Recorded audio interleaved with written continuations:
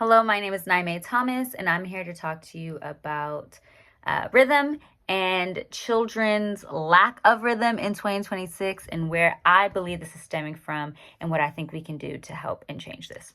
So one, I was born in 1993, and being a 90s baby and a 2000s kid, we had parties galore, right? Birthday parties, wedding anniversaries, weddings, cookouts, holiday parties. It didn't matter. We were communing together and eating and singing, listening to music, adults drinking, but more importantly, everybody dancing. This is at a time where there was intergenerational living and people were really mingling intergenerationally. And so I was able to see my granny and my great granny dance.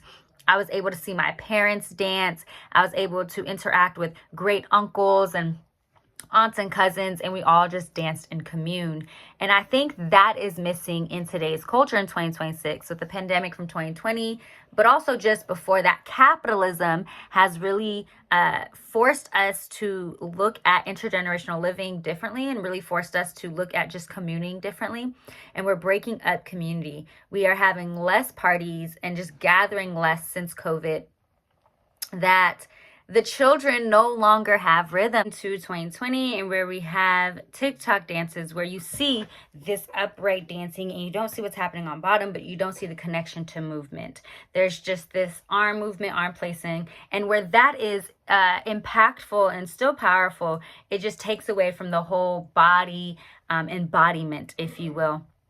The other thing of that is studio dancing. Studio dancing. I was not a studio kid growing up. My parents couldn't afford that. So I didn't dance like that.